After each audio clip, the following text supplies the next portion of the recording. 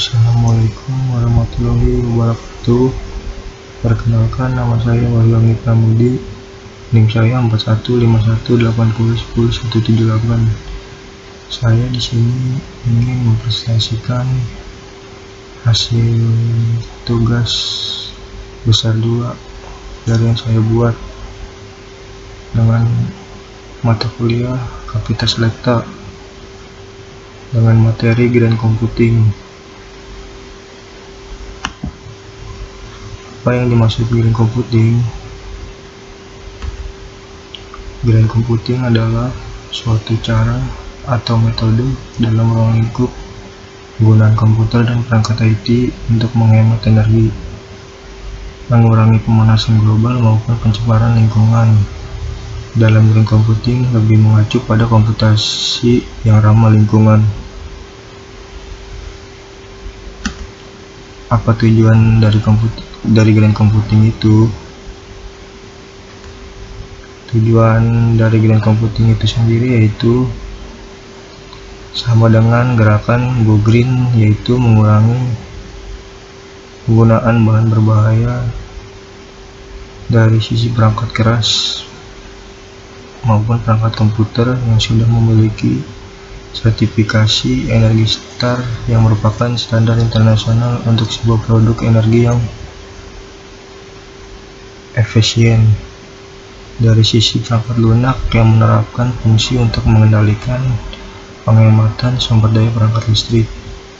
Dalam Green Computing cenderung lebih dilihat dari penggunaannya itu sendiri, dengan keahlian dan pemikiran pengguna yang bisa membuat suatu barang elektronik yang sudah tidak terpakai atau disebut juga barang bekas dapat digunakan kembali sehingga tidak perlu membuangnya menjadi sampah.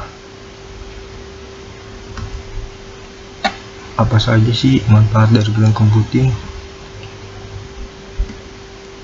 Manfaat dari Grand Computing itu sendiri terdapat 8. Yang pertama ialah menghemat daya dan menghemat listrik. Yang kedua, terhindar dari krisis listrik berlanjut. Yang ketiga, memperpanjang usia perangkat komputer. Yang keempat, membutuhkan sedikit hardware. Yang kelima, mengurangi emisi karbon dioksida. Yang keenam, penghematan kertas. Yang ketujuh, memelihara lingkungan agar menjadi lebih baik. Dan yang terakhir yaitu yang ke-8 adalah ramah lingkungan.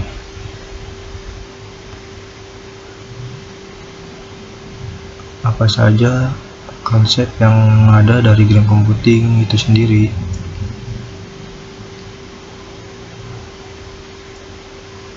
Konsep dari Grand Computing itu sendiri yaitu terdapat 4 bagian. Yang pertama, Grand Use, yaitu meminimalkan konsumsi listrik perangkat komputer dalam cara yang ramah lingkungan. Yang kedua, Green Disposal, yaitu membuat kembali komputer yang sudah ada atau mendaur ulang perangkat elektronik yang tidak digunakan kembali. Yang ketiga yaitu Green Design, yaitu merancang komputer yang hemat energi, server, printer, proyektor, dan perangkat digital lainnya. Dan yang terakhir yaitu yang keempat, ada Green Manufacture. Green Manufacture itu sendiri ialah meminimalkan limbah selama proses pembuatan komputer dan mengurangi dampaknya terhadap lingkungan itu sendiri. Lalu di sini ada studi kasus, contoh studi kasusnya dengan judul studi kasus ialah penerapan komputasi hijau di lingkungan pemerintah, daerah, dan perusahaan bidang teknologi informasi. Itu penjelasan dari studi kasus ini ialah komputasi hijau itu sendiri merupakan studi dan hasil pelaksanaan dari suatu desain. Contohnya ada desain, pembuatan, penggunaan, pengolahan dari perangkat-perangkat teknologi informasi dan komunikasi dengan cara yang efektif dan efisien yang berdampak kecil terhadap lingkungannya itu sendiri.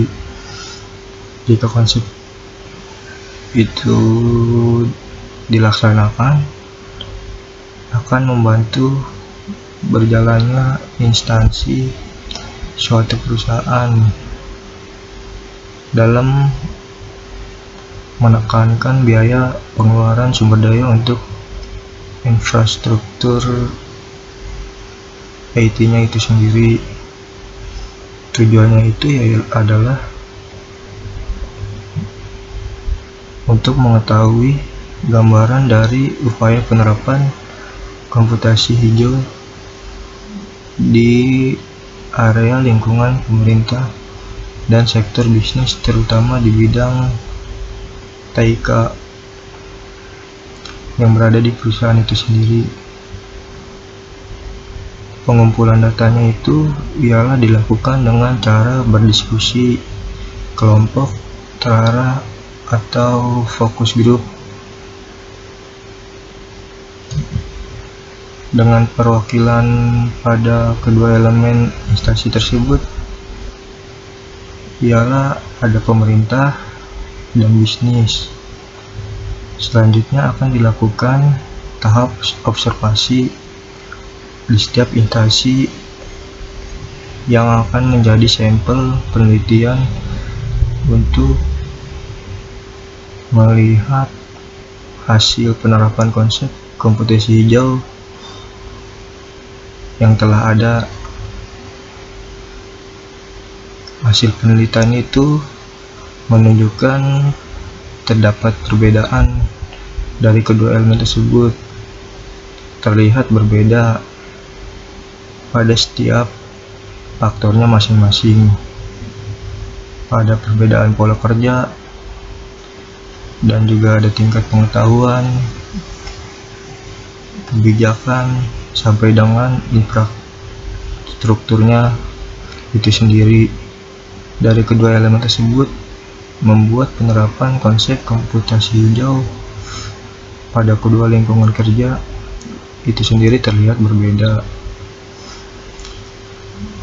Jadi bisa membandingkan dari lingkungan kerjanya itu sendiri.